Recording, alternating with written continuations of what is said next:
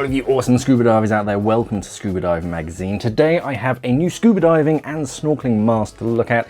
This is the Tidal dual lens mask with advanced anti-fog technology, and this model in particular has tinted lenses. So the big selling point for this mask is that it comes with a defog film on the inside of the lens from the factory, so there's no need to prepare your mask when it's brand new with toothpaste or whatever method that you use, nor before every single dive neither. You don't need to spit in your mask or use any defog spray. You can just take it out of the box, pop it on, and then just jump into the water.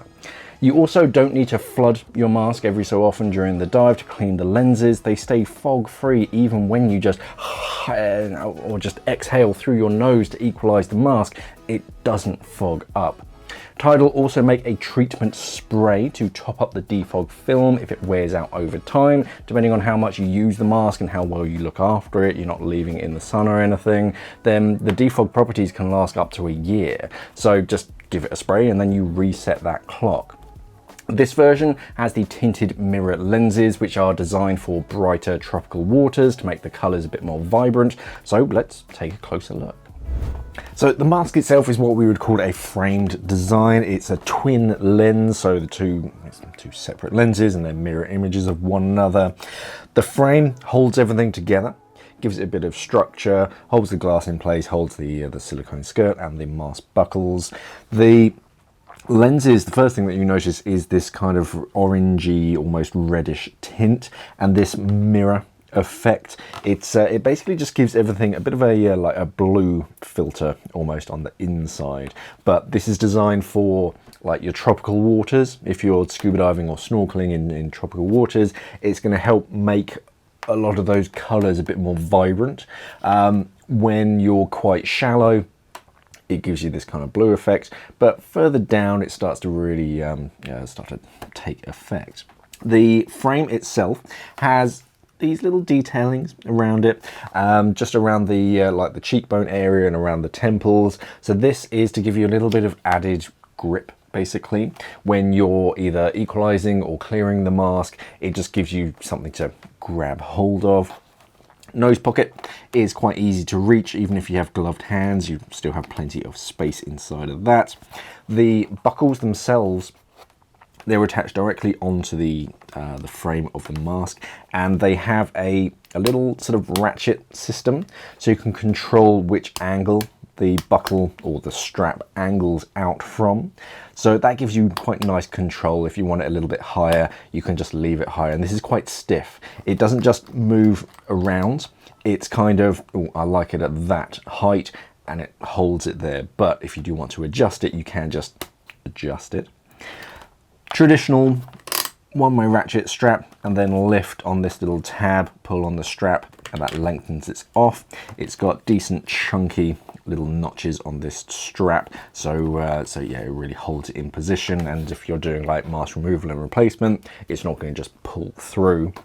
Has a little strap retainer as well to keep that section of the strap from flapping around, but you can pull it through if you want to. It just takes a little bit of elbow grease and gentle prying to get that out. Traditional dual mask strap goes on the back of your head and just cradles the back of your head quite nicely, and this is just a traditional silicone strap.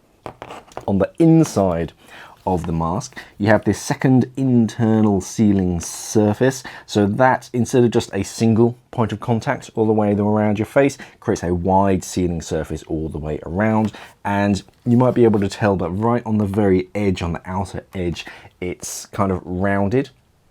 So that helps to prevent that really defined line around your face if you have the mask on for either a long dive, or if the mask strap's on a little bit too tight, you can come out with this like red ring around your face. But when it's got a rounded edge like this, it's not quite as defined.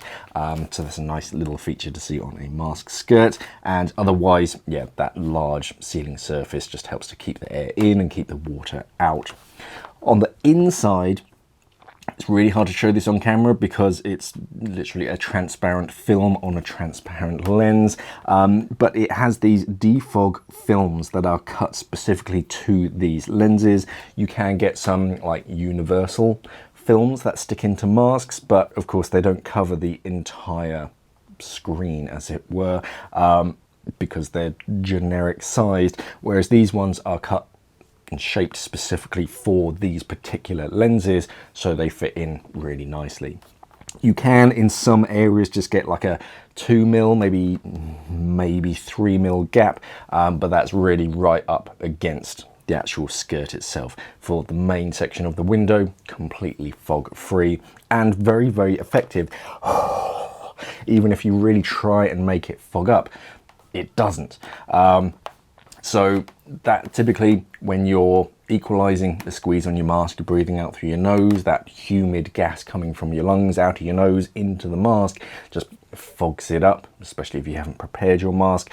But when it's got this internal film, that helps to prevent that fogging up. So all in, yeah, a nice, decent mask. And sensible design. The build quality is great as well. On some, especially cheaper masks, you tend to end up with a lot of that, I just call it swarf, but the little bits that haven't been cleaned off the edges, but none of that on this mask. It's been really well put together and the materials feel really good as well. Yeah, I can't really fault it. And that's the Tidal dual lens mask. You can find lots of these types of masks out there today, and it's quite hard to fault them. It certainly looks similar to other masks on the market, and the build quality is great. The materials feel great as well, and the fit is decent. The mask strap feels a little bit short for me. Granted, I have quite a large head. Normally, I have to have quite large hats. It's not just because of my ego, but I didn't need to tighten the strap at all to find a comfortable fit. The defog certainly works. I haven't had the mask particularly long to actually see how well it does and how long that film works.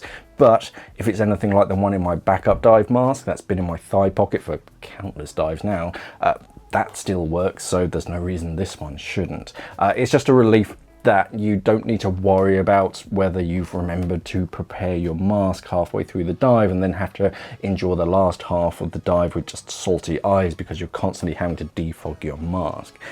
One nice thing that I saw on Tidal's website is that they offer free returns if the mask doesn't fit. I don't know exactly what the terms and conditions are of that, but it's a nice gesture that you don't see on a lot of websites. For more information about the mask and other equipment that Tidal make, then I'll pop a link down in the comments to their website. Otherwise, you can always head over to our website, scubadivingmag.com, for the latest scuba diving news, and subscribe to the channel here on YouTube. Thank you for watching, everybody, and of course, safe diving.